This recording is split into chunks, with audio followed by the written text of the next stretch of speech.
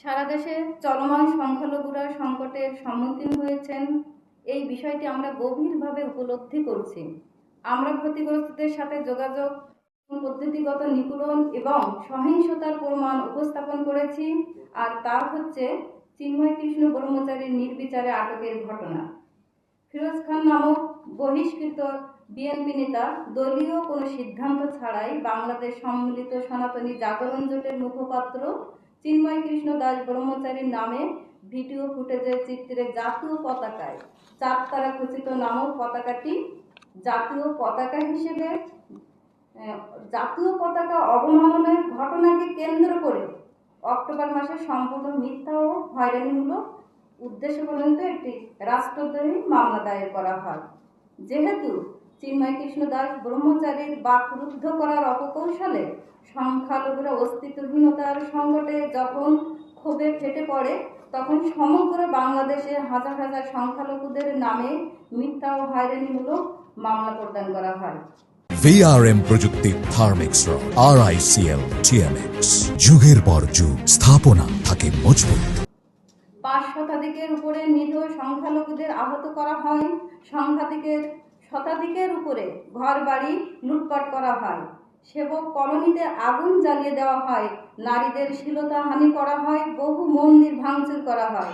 চট্টগ্রাম কোর্টে আইনজীবীদের নামে বহু মিথ্যা ও হয়রানিমূলক মামলা প্রদান করা হয়।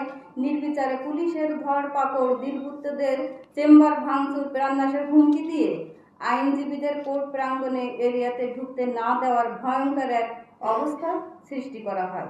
তা সম্পূর্ণ মানবাধিকার লঙ্ঘন।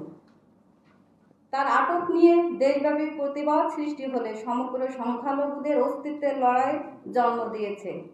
আর সংখ্যালঘু নেতাদের নীরব করার জন্য আইনি প্রক্রিয়ার অপব্যবহার তুলে ধরা হয়েছে।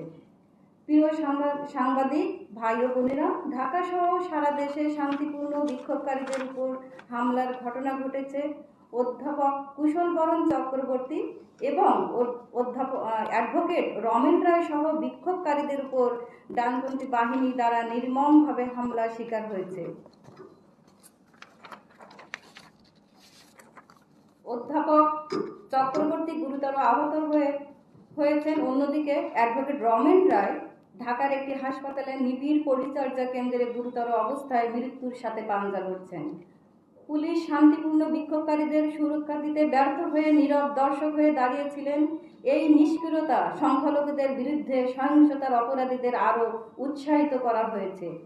আবার চট্টগ্রামে নিপীড়নের ঘটনায় দলিত সম্প্রদায় সহ হিন্দু সংখ্যালঘুরা ক্রমবর্ধমান দমন পীড়নের সম্মুখীন। 500 থেকে 2100 জনের বিরুদ্ধে মিথ্যা মামলা দায়ের করা চরম অর্থনৈতিক ও সামাজিক দুর্দশা দেখা দিয়েছে। প্রিয় সাংবাদিক বন্ধুগণ, কিশোরগঞ্জের করিমগঞ্জে হৃদয় রবি দাসের বিচার বহির্ভূত হত্যার ঘটনাটি অত্যন্ত হৃদয় বিদারক।